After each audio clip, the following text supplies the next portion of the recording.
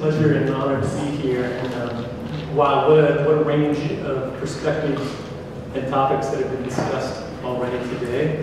Hopefully I can contribute in some constructive small way. But I was asked to represent a real-world, on-the-ground science magazine editor here, so to actually tell you about, despite challenges and problems and pitfalls, how we still approach this unwieldy beast of peer review and why we think it's worth sticking with. So again, peer-reviewed science magazine. Thank you very much.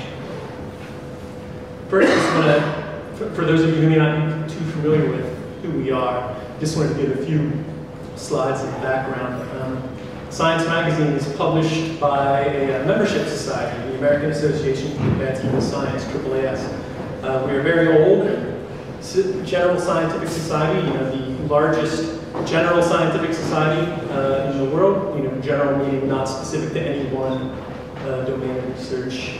We are a nonprofit membership society, so the money that we do make from selling the magazine, quite a bit of it goes back in to support the types of things that nonprofit societies support, like education, conferences, policy advocacy, public understanding of science, et cetera, et cetera. So that is sort of the background. That's the motivation behind who we are and how we approach things. Science Magazine, our current editor is a geophysicist, Marcia McNutt, founded in 1880 with some help from the American inventor Thomas Edison, who donated some seed money to help us get off the ground. We are a bit of a hybrid compared to a lot of disciplinary journals in that, excuse me, in addition to presenting original peer-reviewed empirical research, we also like to embed this in a larger body of news. We have our own staff of journalists who do a lot of news. For example, over the past few months, we've had some good stories about the work that Tom and Cochrane have done on the Tamiflu situation. We also offer commentary, where we invite experts to write about science in a broader perspective. That's the section where I work. So to help offer some extra value to our readers in terms of interpreting and analyzing the research and putting it in some broader context. About 35 to 40% of our corresponding authors are non-US, so we are based in the United States. We are an American Association for the Advancement of Science, but we consider ourselves a very international journal. In addition to the main science journal, we have a few sister publications. One of them is Science Signaling, referring to cellular signaling, so everything you want to know about cellular feedback loops and how cells communicate with one another. We have a whole journal dedicated to that, founded in 2008. We also have one called Science Translational Medicine to help fill the gap between basic biomedical research and clinical application, which came on board in 2009. And we announced just this past summer that when we started, accepting submissions for what we're calling Science Advances, and that is going to be in online-only open access journal. So keep your eyes peeled for that in 2015. It will be, like a lot of open access journals, funded via author charges, 2015. So just, again, and I apologize, a lot of this may be things that you already know, but I was asked to talk about how we do things. So, I apologize if it's redundant or too familiar. But, last count, looking at the Thomson Reuters Web of Science, there were over 16,000 scientific journals that they included in their list. So this is just the landscape in which we operate. And a lot of those are specialist disciplinary research. There are, of course, many, many excellent review journals. We sort of carve out some hybrid space where, first we publish across the range of science from, empirical sociology and economics studies to astrophysics to the mysteries of the genome and everything in between. And as I mentioned, we're packaging that along with some news and commentary. And I don't need to tell you that this landscape is very dynamic and changing, and we, like all other researchers and publishers and governments and funders, are thinking quite hard about how to manage it, and ultimately the goal is to how can we be of the most use to the scientific community and to society. And some of those things that we wrestle with, of course, are the great increase in the amount of data that can be submitted in a huge dump when someone submits a study, changing habits among readers and authors. Of course, a lot of, you don't really exist unless you're online these days, so we're exploring that. And of course, open access, we're developing a model for that with our Advances journal and also different approaches and attitudes towards copywriting. So just a mission statement, nothing too surprising here. I'm sure that pretty much every journal, every organization committed to good research would have something quite similar. But again, our goal is to find things that are the caliber and the type and the scope of science that you may be a particle physicist on your lunch break at CERN, but to be a well-informed member of scientific society, what should you learn about the latest advances in agricultural genetics, for example? And that's what we're struggling with in this age when more and more people just send your robots out to do keyword searches and download the paper that's relevant to your field. How can we still try and reach and enable that more broadly educated scientist, as a good member of society? That's our goal, and we're always struggling to figure out how to achieve it. So, again, just little basics about how we think about peer review. It's about maintaining standards and integrity and accountability in the conduct of science in the enterprise. Because again, it's not just accountability to one another, it's to the taxpayers who pay for this, it's to society who we hope that can benefit from it. And it is this shared social responsibility among authors, the researchers, the reviewers, the editors, in terms of not just finding research that is of substance and quality, but then how to help improve the presentation. And again, not just the underlying rigor of the analysis, but how to communicate it. And that's, if there's any one thing that we all struggle with, it's that oftentimes we get research that looks quite compelling and interesting, but it is completely impenetrable and not very well written and hard to follow. And how do we find a way to bridge that gap and extract something meaningful and interesting out of what seems to be just a mess of statistics and words sometimes. So I'm going to tell you in a few moments about sort of how we go about practicing and implementing peer review in science, but it's not just something that we hide behind the curtain and sort of do in the dark. We actually are quite open about discussing it and promoting discussion of it in our pages, for example, on our editorial page. Just in the past year or two, our editor-in-chief has written on this one called Raising the Bar, which is dealing with how we are approaching ways to improve the statistical review of our manuscripts. And this one on reproducibility is sort of similar to some of the things that Tom alluded to this morning in terms of how can you ensure that a study that is reviewed and published has actual enough information in there that would allow other people to replicate it and ensure that it is a sound finding. So that's the editorial page. The page where I work, we call it the policy forum, the commentary section. And I've also invited a number of people there to write about issues pertinent to scientific, scholarly communication and standards in promoting transparency. So again, Diane Harley from Berkeley, Ted Miguel also from Berkeley, and a cast of others have both published on these topics in my section over the past few years. Our news section, someone mentioned to me yesterday, did you work on that story where they created a fake paper and went out and showed how all these open access journals are accepting bogus papers? I did not work on that, but one of our journalists, John Bohannon, did, and it's this paper here, Who's Afraid of Peer Review? So again, this is a way that in our news section, our journalists are exploring these deep questions. This other one here, called The Web's Faceless Judges, is one of our writers wrote about the pub peer system, which allows anonymous post-publication discussion and reading the paper. So again, just trying to make our readers aware, if they aren't already, here's what people are thinking about and doing in the world of peer review. Not only do we do commentary and news, we actually publish some original research occasionally when it comes to us looking at peer review. A few years ago, a group led by Donna Ginther at the University of Kansas had access to NIH, the huge biomedical funding body in the United States, and got access to a lot of their grant review data, and they showed some systemic biases, controlling for all sorts of other factors, that indicated that non-white applicants were less likely to receive favorable scores to allow them to fund. So again, we don't publish a lot of this because not a lot of this research is submitted to us, but when we do, we find it worthwhile to share with our readers.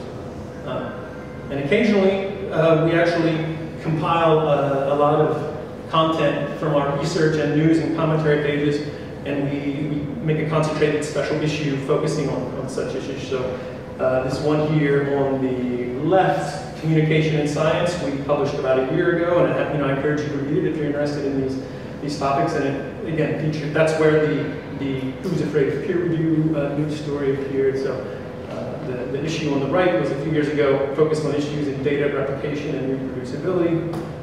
So again, every so often we touch on a very concentrated issue focused on these important topics. Okay, now that I've told you about the different ways that we talk about peer review, now a little bit about how we actually go about it. So who's involved?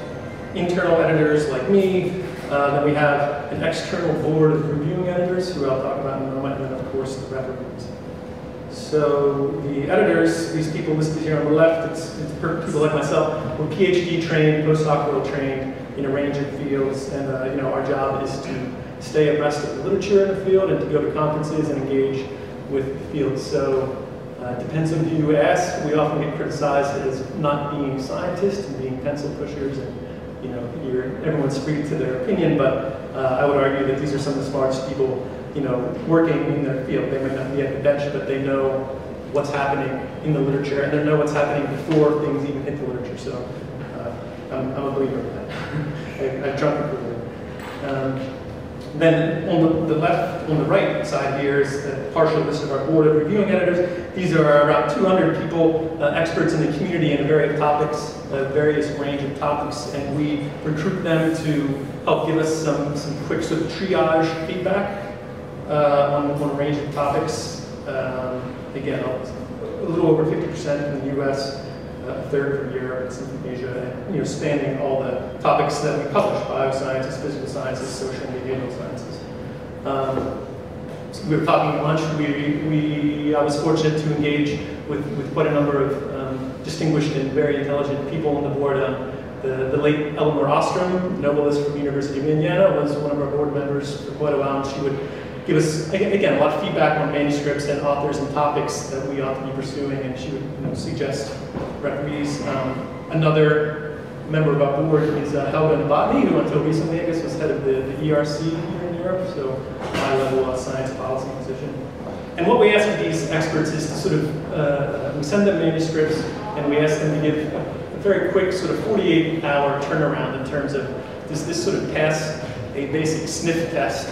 And if it seems remotely worth exploring, please suggest some referees that we might approach, suggest what the core message and the import of the paper is. So again, we are not basing our entire decision on a one-paragraph summary from Eleanor Ostrom, but it's extremely helpful to give guidance from someone like her to suggest where we might go. Okay, so that's a little bit about how the editors work and our board members. It's a terrible name, board. This is a diagram showing just the top line, blue line, reflects the total number of manuscripts submitted per week through, I guess, 2010 or 2011, starting in 1997. And the lines below are, physical sciences, biology. And you can see we're up to several hundred papers submitted per week. And when you look at, for example, the most recent complete year, 2013, we received over 12,000 manuscripts. And depending on the editor in the field, that works out to about, each one's getting about 400 to 500 papers.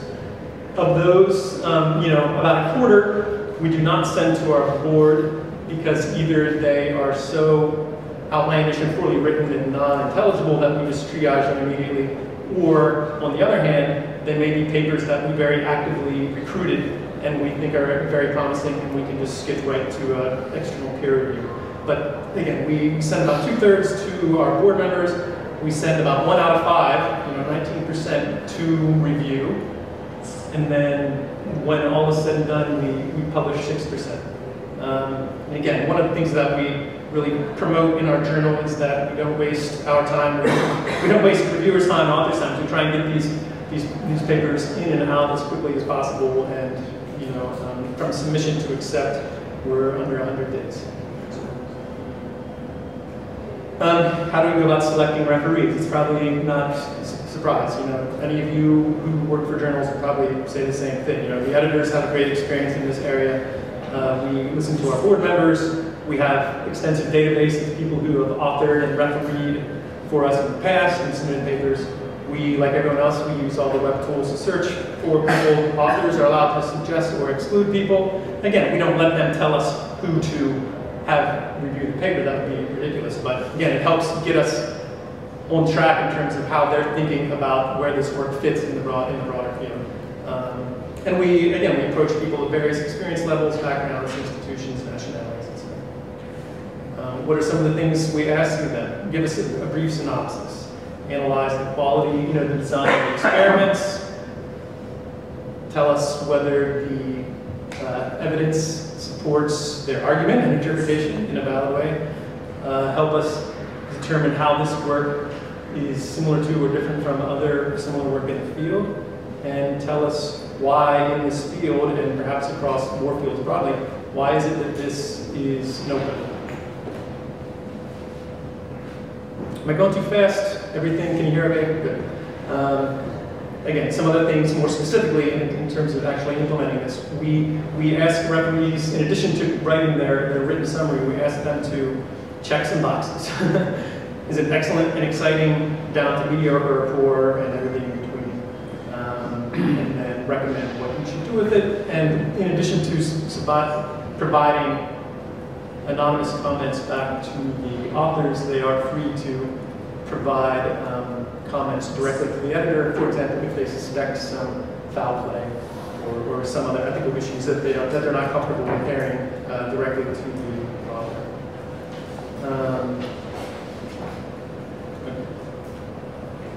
Conflict of interest. Again, we explicitly ask all referees to check whether they experience any conflict of interest, whether it's friends or hated rivals, co-workers, collaborators, obviously financial relationships.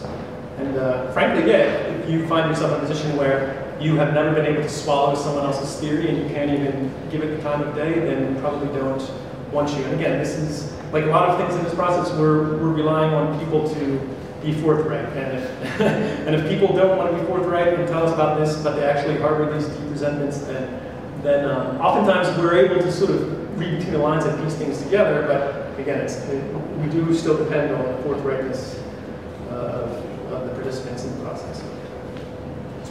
3 R's, respect, confidentiality, and anonymity. These are probably the things that were exactly sort of talked about in Tom's cartoon about how to cheat at the game of peer reviews. We ask that you do not use the knowledge you gain from manuscripts. And we ask that they respond promptly. And again, try and distinguish subjective, emotional responses to work from an analytical, response to the work, keeping in mind the author's independence.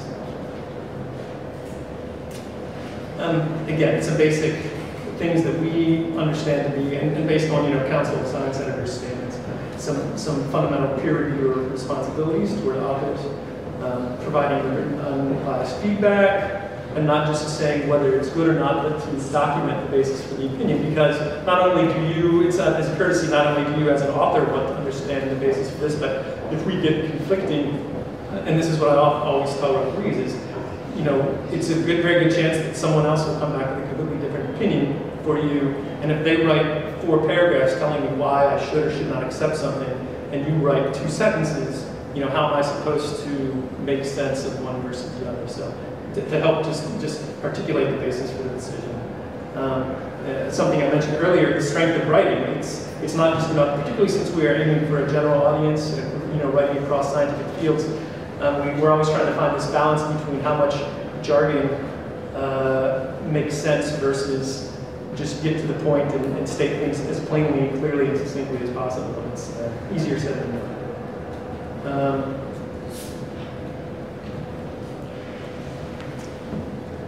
Nothing too new here that I haven't mentioned already. Again, just promoting timeliness. And again, we're not just asking referees to just come up out of thin air with what they are supposed to be evaluating.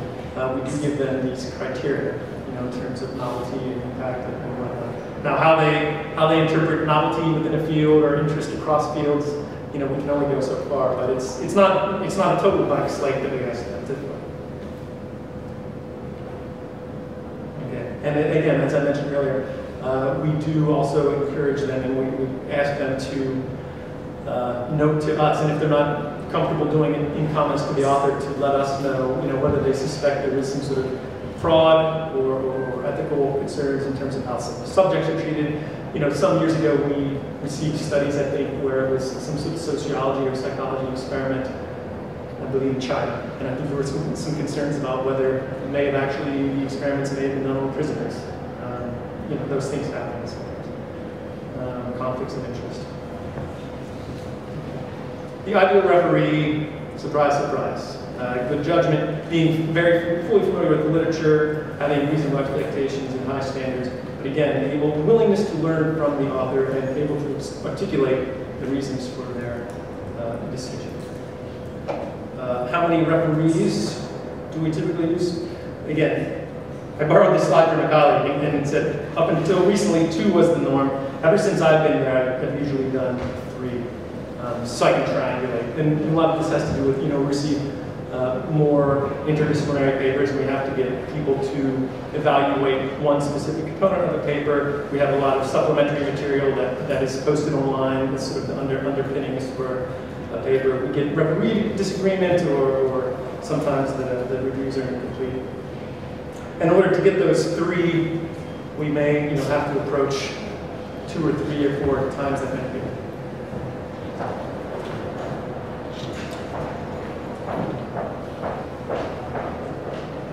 Okay, how many rounds of review?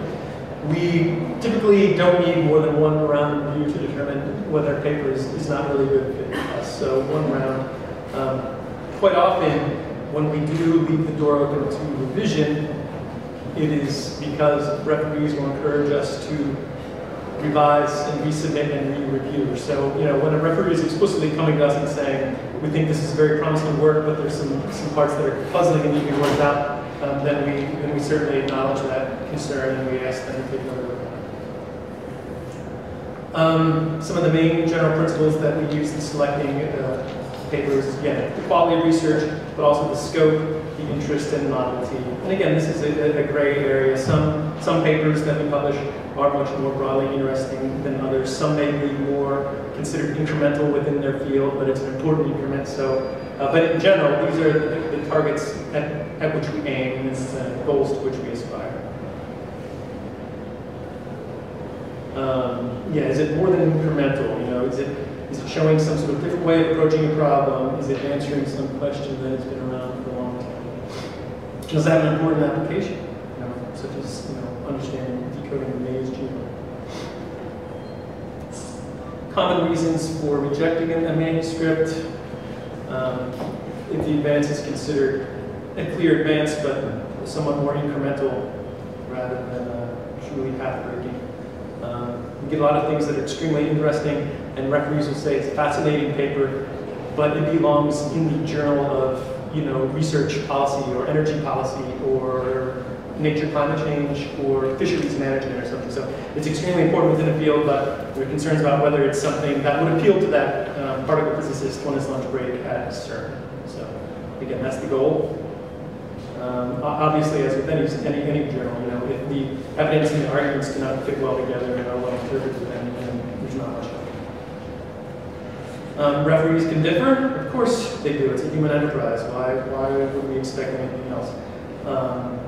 What we do, as I'm sure most journals, editors will discuss, and bring our own expertise and experience to bear in terms of weighing different comments. We will consult, again, with our editorial board. We may seek some tiebreaker referees, to help bring in new perspectives. And we may even, go directly to the author and say, here's what we're confused about, and can you help us make sense of it? There are various tools that we can use. authors can appeal. So again, we realize that the process is not perfect, and sometimes we might miss something, referees might miss something, so if it's clear that a decision was made based on some extreme flaw in our process, we're completely open to taking a second look at a paper. So that's another, this is another check valve to sort of make sure that we don't just cut things and leave them to die if there is really some hope there. And so again, in addition to appealing and resubmitting, we also have some other avenues to help sort of help address quality control. You know, after publication, like most outlets, we invite letters and more technical comments. You know, if you spy some flaw in the analysis of the data, we welcome submissions detailing those. You know, of course, online comments. So we do our best through the peer review process to you know, publish solid, interesting work, but we do recognize that there are needs for other, you know, approaches, other tools here, in case we missed the point on something. I'll talk a little bit about some recent. No, so that was pretty vanilla. That was pretty basic vanilla. What we do, I'm sure it's pretty similar to what a lot of journals do. Now, a little bit more about some recent changes that we've instituted.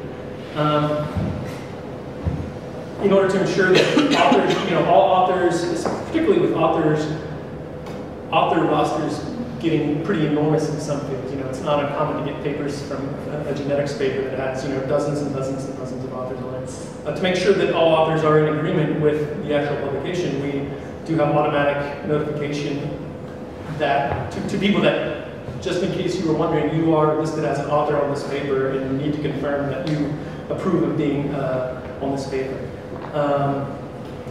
In a way to try and address the ghost authorship, ghostwriter problem that Tom alluded to earlier, again, we require all authors to complete forms indicating what specific roles they played on a paper. And again, if they choose to lie, then they choose to lie. But we make them put in writing that I contributed, you know, X% of the effort onto the experimental design, to the data collection, to the writing, et cetera, et cetera. In order, again, to help address issues of data quality, we require that the senior author must respond to this question. I have personally checked all the original data that was generated by my lab or group. And if they answer no, they haven't, then we're sort of stuck dead in the water. I was talking to some people over lunch. We do not allow, related to restrictions on data and materials, we require that studies that draw on original data and analyses, the data must be made available so that readers can access it and replicate the studies. Now, that can vary from field to field. Some fields, you know, have standard centralized repositories where they submit genetic sequences or protein structures or whatnot. Other fields, they may provide all their data and we may host it on our website. But at the end of the day, again, it's that we can't just expect people to take on good faith that this was done. We need to allow the community to access data and replicate the studies. And similarly with, you know, unpublished data, we do not allow citations of work in press or personal communications or whatnot. And again, if you're referring to some citation, readers have to be able to access it so they can make up their own mind. So that none of those were particularly relevant to peer review per se. Now, a few of these other recent things that we're doing are a little bit more closely related to peer review. And I'll talk about each of these three in order.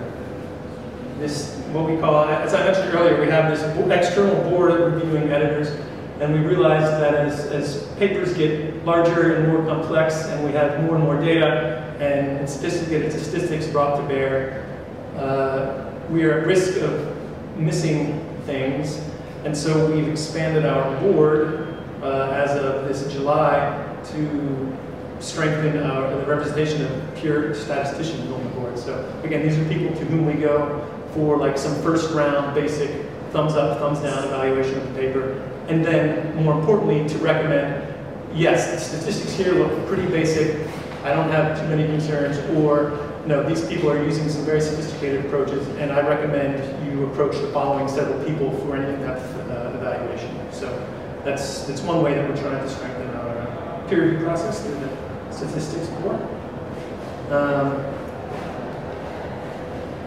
The next is dealing with reproducibility. Again, this touches on some of the issues that which Tom alluded, and that is in the preclinical biomedical sciences, a lot of guinea pig studies, mouse studies, rat studies, what have you. A lot of studies may look more or less like here is the specimen we studied, the system we studied, and here is the outcome measure and the significance value. But what they do not include is, well, this was one outcome measure of 30 that we originally set out to look at, but we didn't tell you about it. We didn't tell you explicitly how we dealt with statistical outliers, et cetera, et cetera. We didn't tell you how we arrived at the appropriate sample size. So these are things that have been addressed better in a lot of the human biomedical clinical trials arena, but as we heard this morning, it is certainly not a perfect process. But now we are in the process of working with other organizations to arrive at what we think would be some best practices, so that, for example, if you are going to publish a study discovering some new phenomenon in biomedicine, in an animal study, you first have to say, well, here are the outcomes that we intended to explore at the very beginning, and then that allows readers to determine, well, you reported interest in these 10, but you only actually discussed one, so what about the other 9? So we're just, again, trying to make sure that the studies that we produce allow better interpretation and reproducibility of results.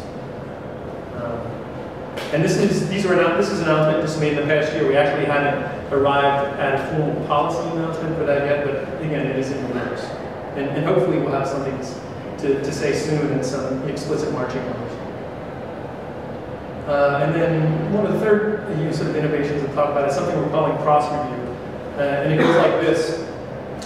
We've gotten feedback through surveys with authors and referees that led us to try and experiment that we called cross-review. And what that meant was we, for a select subset of papers, a random subset of papers, we received all of the rounds of review from reviewers, and then we blinded them, and then we sent them back to the reviewers and gave them 48 hours to read them and respond, and if they wanted to make any additional comments, to please do so.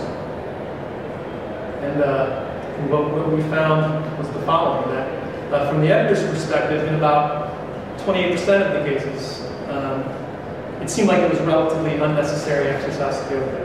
And it was usually unnecessary because the paper was pretty clearly extremely acceptable or wasn't a clear reject, and the cross-review process basically just told you something that we already knew. But in 30% of the cases, it was just neutral. It was not necessarily a waste of time, but nor was it extremely helpful. But in 43% of the cases, it was deemed helpful by the editors, and it was largely, sometimes it would help switch an opinion, but more often than not, it just gave better confidence that the decision that was being made was a solid one and a sound one. Then we put the questions to the reviewers who participated in it.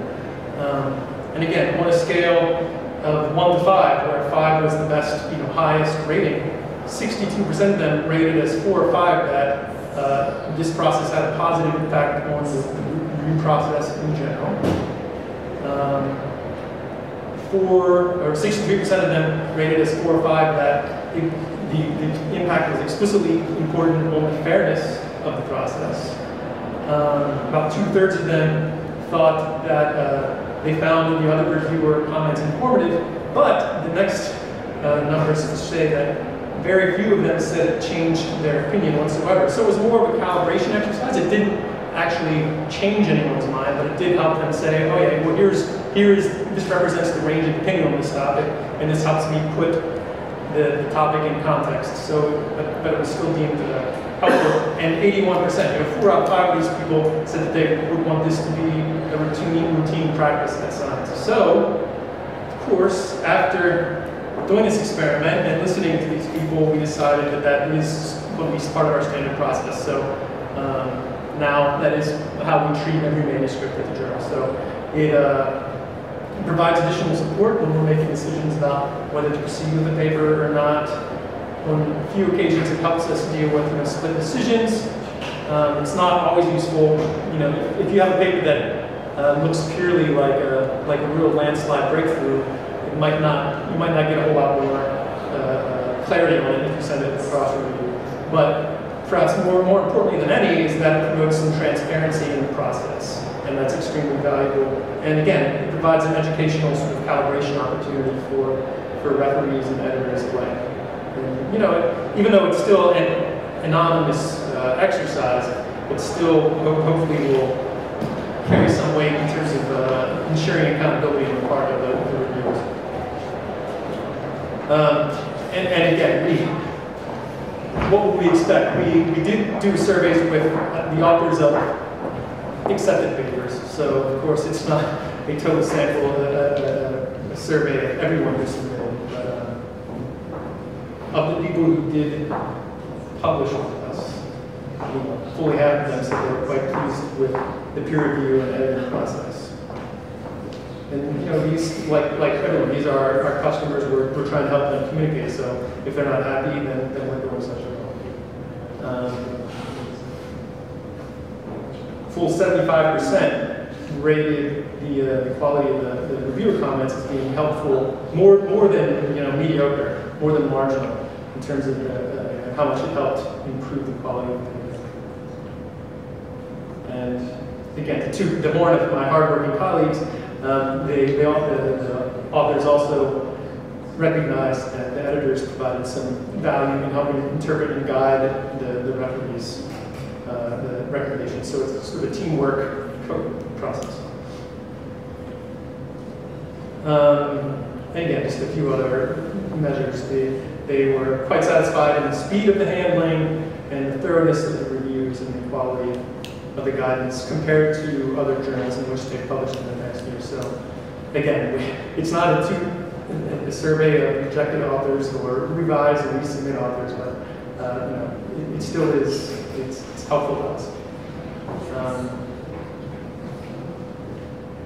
So in conclusion, this is I have a few more slides that I can talk about. This is just a general quick overview. I'm sure a lot of it was pretty familiar, but that's kind of what we do. And despite the pitfalls of the process, we, like many other journals, feel that we still remain a primary means of validating research for publication.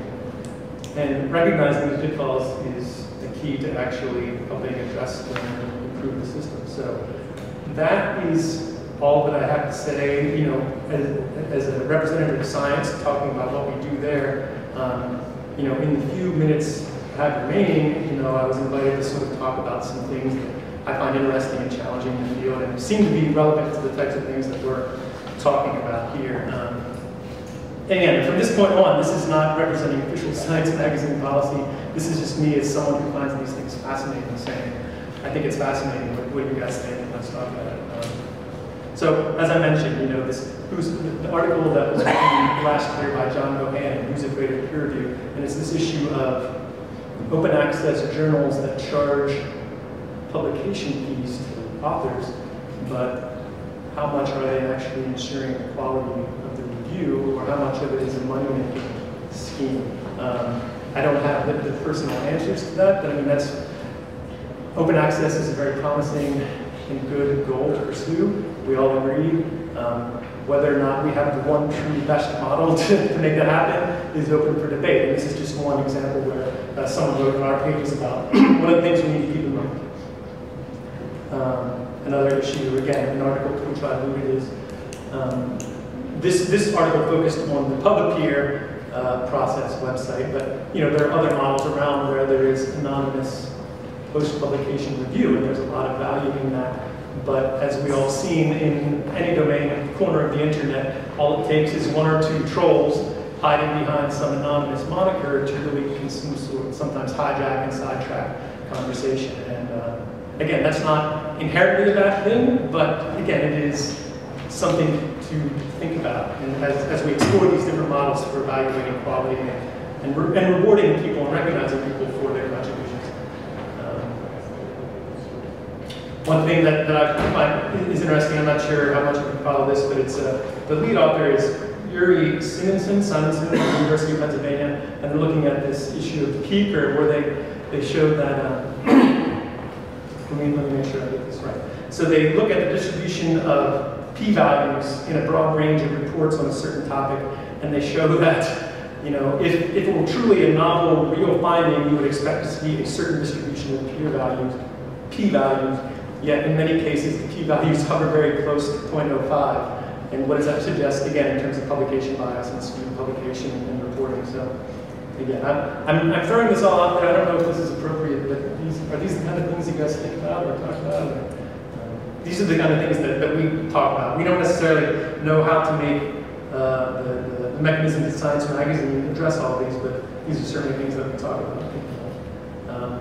One thing that's fascinating, again, in this era of, you know, just rapid feedback and publishing and commenting is, a few years ago, I don't know how many followed this, but this engineer from HP posted what he said was a proof of this very famous, one of the most challenging theories in encryption, computation, mathematics.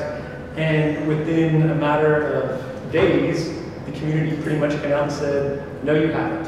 And again, I don't know if the author has explicitly, you know, retracted this. I think he still claims that it's under review someplace. But again, this is an example of probably crowdsourcing and community policing at its best, where someone put an idea up and motivated individuals attacked it with vigor. And they weren't inherently biased against it from the outset, as much as I could tell. I mean, some people were very excited about it initially and thought it had great promise, but eventually, all it took was a few days, and the community sort of shot it down quite ferociously.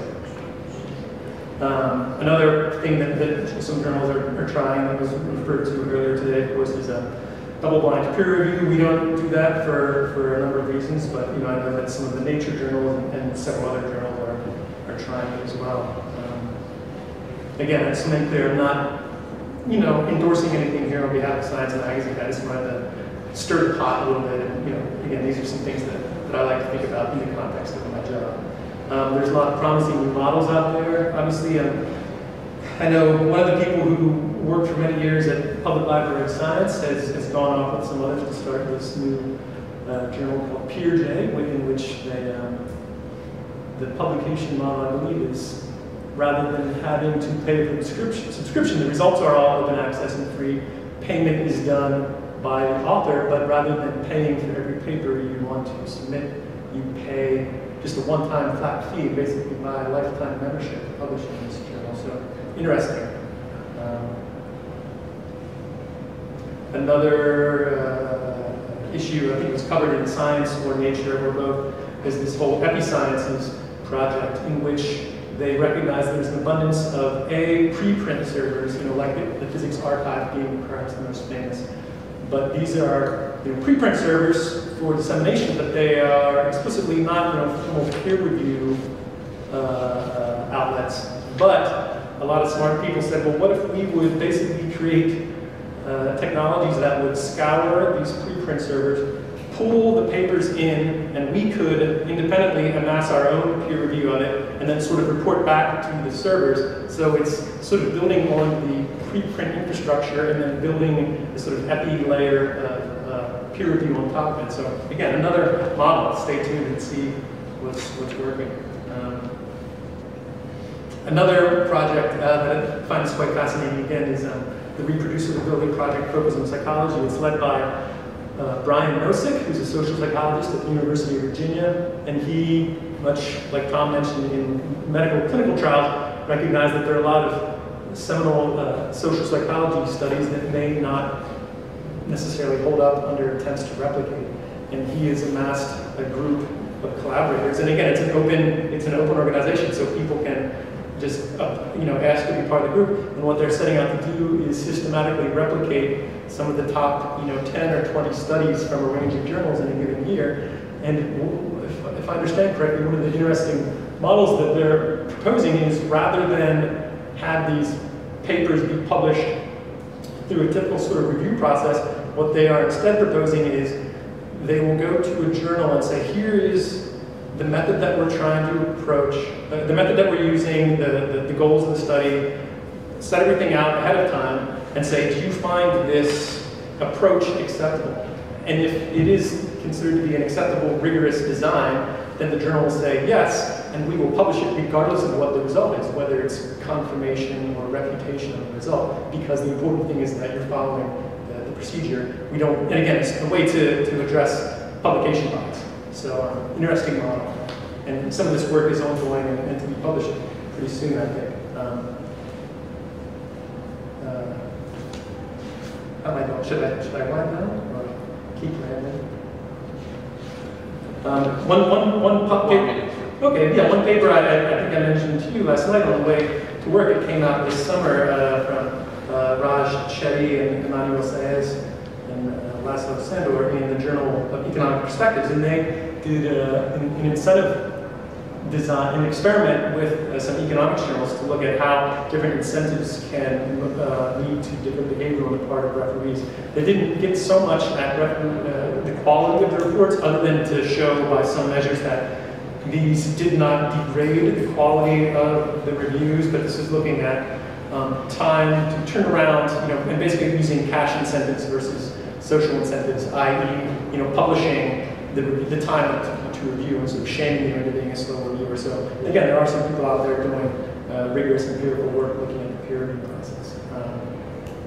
Some other people, Pierre Azoulay at MIT, and another study actually down here, Danielle Lee, who was at Northwestern and is now at Harvard. I think these are two people, I think they may have worked together at one point, but they are getting some access to peer review records at the National Institutes of Health, and again, trying to peel back the curtain to sort of see what is there value added through this process, and if so, in what ways and how this works.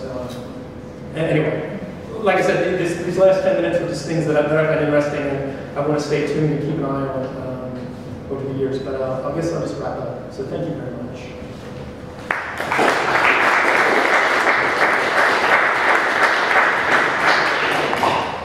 Thank you, Brad, for this brilliant introduction. Yeah. We have some minutes for. Can we put the light on? Nigel, please. First, just a point of clarification: your cross-review. Yes. Does science normally send the reviews of other referees to? Does it circulate all the referees' reports? But not expecting any response to that? It's not, I don't know exactly when we explicitly started doing it. I don't think it was part of an explicit policy where we would always send all reports to all referees, but it had been done. But then at a certain point we decided, actually we did a survey of referees to say, have you in the past have you received copies of other reviews? Has an editor decided for one reason or another to send you copies of all the reviews when explaining the decision? If so, did you find it useful? If so, would you have liked to have had a chance to make a second round of response? So there was a certain time where it was not a formal part of the process, but it did happen, and it happened enough that we decided to ask them what they thought about it, and then based on some of that feedback, then we conducted this experiment, and then based on that experiment, now it's part of the standard process, where we collect all the reviews, we blind them, we send them back to all the referees, and help sort of calibrate them. So your results actually are slightly confused, are they? Because there are these two things. First of all, sending back the reports to the referees, and secondly, getting them to re-respond. I'm sorry, what was the question? I'm still a bit confused about what's going on here. Oh, okay. So I'm an editor, and he submitted his best paper ever. And I asked the three of you to all give me anonymous comments. Yes. And I've done that, and I have comment. Yes. I take your names off, yes, and I send all three comments to you, yes, and I send all three to you, all three to you. And then I say, in light of this broader range of feedback and opinions, would you and you like to send any follow-up? And then some of you say, no, I have nothing more to add. Or you can say, yes, I think this referee is spot on. I think this referee is biased. My confusion is that there's two steps here. It isn't clear whether the percentages relate to both steps or just or one of.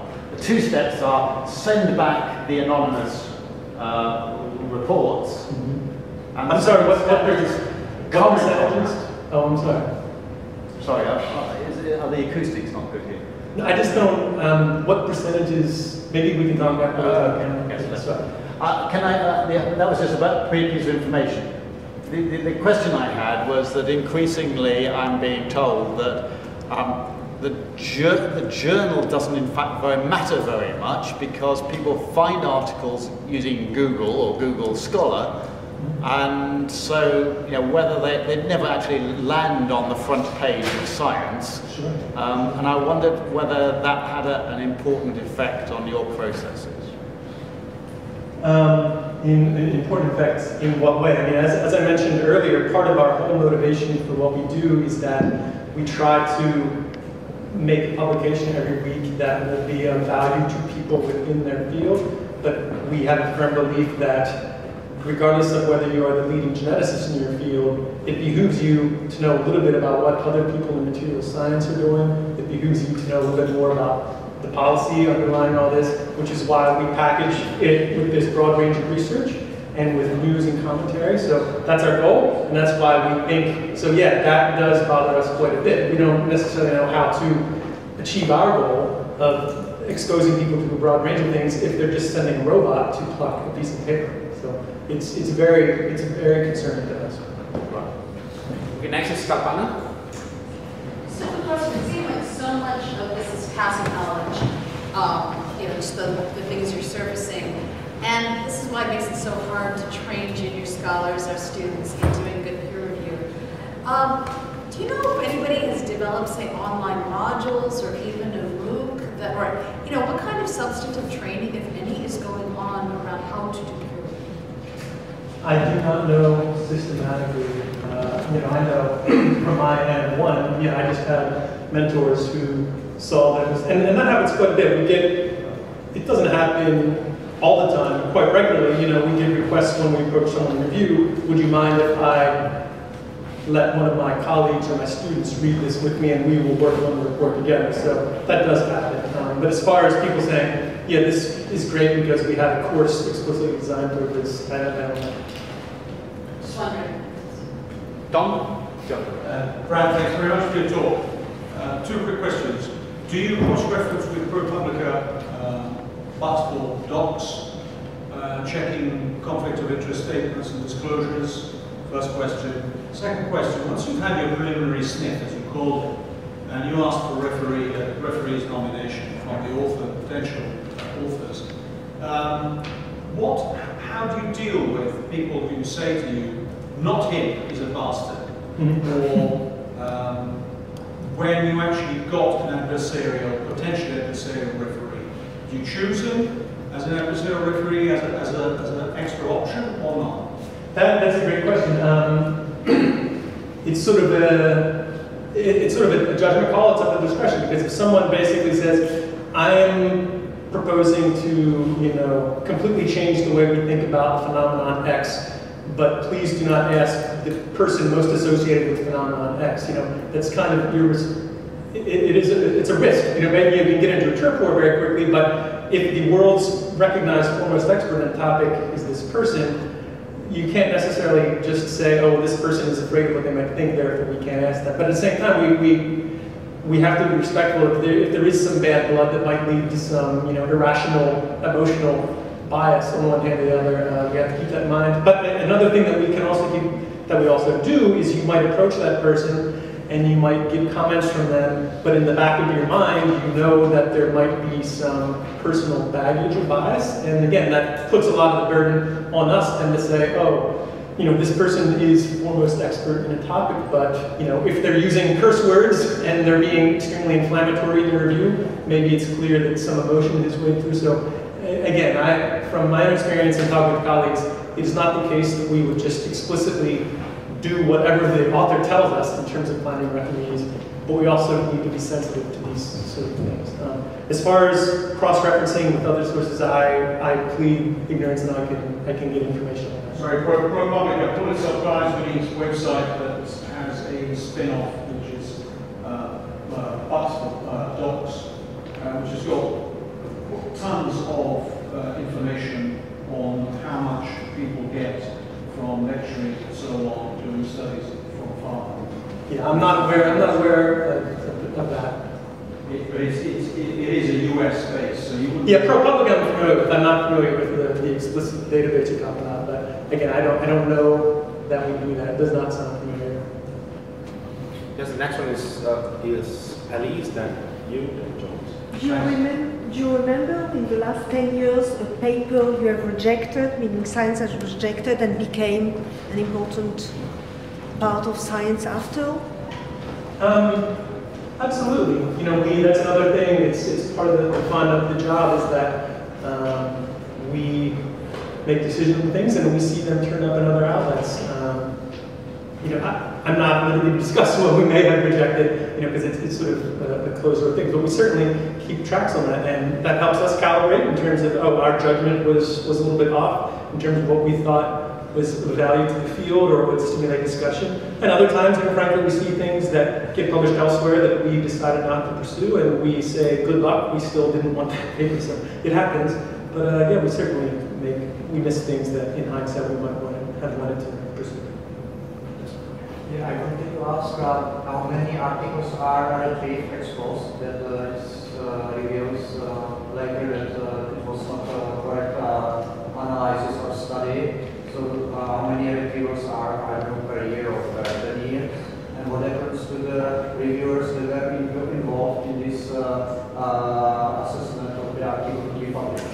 You mean like how many times do we have a paper that is shown to be wrong? Yes, yeah. I don't know a number off the top of my head. Like if you're talking about something that gets to the point of formal retractions, you know, that's a very low number. I don't know the number off the top of my head. Whether or not, but then you can quickly get into an area where if something is 100% infallible perfect versus 0%, you know, perfect, and where are we? If something is 99% perfect, but one little hiccup occurred, what does that count as? I don't know a number of what papers are shown to be flawed. I know that we don't necessarily go back and in terms of what that means of the referee, oftentimes it's the fault of an editor who might not have selected the right person or gotten the right expertise, or it might have been a judgment call. But I'm not aware of any systematic approach to, you know, taking referees to task for some sort of a flawed analysis. But it's not a perfect process. So just the last line. I just wanted to ask you, because you know, we are aware of the differences of peer review in different fields. You know, social science and humanities would do blind peer, double-blind peer review. In biomedicine, open peer review is common. And you seem to use the same peer review process for all the fields, although your submissions are dominated by biomedical field. In essence, you don't have that many from social sciences. So, did you ever look into application of the same peer review process to different fields that you publish, or do you have differences for different research fields? Did you say the science as a magazine? Because you publish from different fields that are used to different peer review processes. Yeah, we use more or less the same approach. Now we recognize differences from fields. For example, when we publish social science and economics, we know there is a very strong culture of, and the same with physics, there's a preprint culture in there, and there's a lot of discussion as soon as a white paper is released, and we recognize that that's just the norms of the community. So if we want to be of service and value to that community, we can't just ignore those papers. We have to sort of recognize how that community works. So we deal with papers that appear on preprint servers. That's part of the discussion and evaluation process. But in terms of saying, oh, this field is predominantly approached to be a double-blind peer review versus that one is open comment, no, we don't do that. Okay, thank you very much, Brad. Thank you. Thank you.